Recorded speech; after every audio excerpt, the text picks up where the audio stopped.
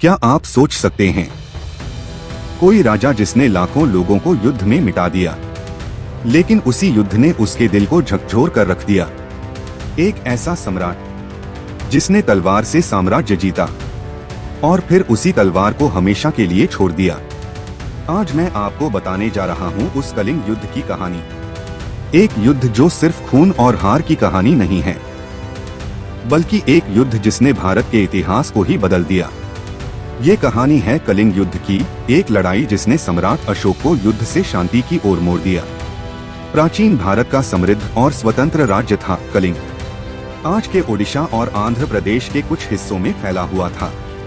यह राज्य समुद्र के किनारे बसा हुआ, व्यापार में माहिर, सांस्कृतिक और सैन्य दृष्टि से बेहद मजबूत था। कलिंग की राजधानी तोशाली थी। यह इलाका सामाजिक और आर्थिक दोनों दृष्टि से बेहद महत्वपूर्ण था। वे कौन से कारण थे जिस वजह से कलिंग युद्ध हुआ? पहला कारण, सत्ता और विस्तार की भूख। अशोक अपने साम्राज्य को पूरे भारत में फैलाना चाहता था। कलिंग ने झुकने से मना कर दिया और यही बात अशोक को स्वीकार नहीं थी। दूसरा कारण, व्यापार पर नियंत्रण। कलिंग समुद्री व्यापार का केंद्र था। बंगाल की खाड़ी के तट पर बसे कलिंग पर कब्जा मतलब व्यापार पर कब्जा। तीसरा सैन्य कारण, कलिंग की सेना मजबूत थी। अगर कलिंग स्वतंत्र रहता तो मगध की सीमा असुरक्षित हो जाती। चौथा कारण, स्वतंत्रता की भावना। कलिंग के लोग अपनी स्वतंत्रता को लेकर बेहद जागरूक थे। उनका नारा था, हम मर सकते हैं पर गुलाम नहीं बन सकते। इतिहास में कलिंग के राजा का नाम स्पष्ट नहीं मिलता। कुछ विद्वानों का मानना है कि कलिंग में गणराज्य प्रणाली थी, यानी जनता का शासन। तो कुछ का कहना है कि कलिंग का कोई स्थानीय राजा या मुखिया था।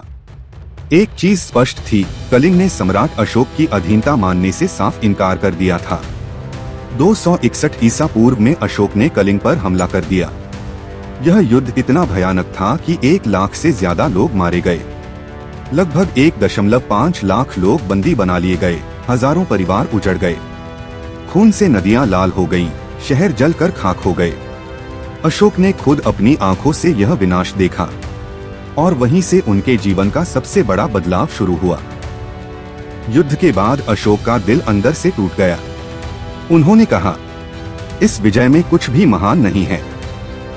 मैंने लोगों को पीड़ा दी है। इसके बाद अशोक ने तलवार छोड़ दी और बौद्ध धर्म अपना लिया। अशोक शांति, अहिंसा और दया के सबसे बड़े प्रतीक बन गए।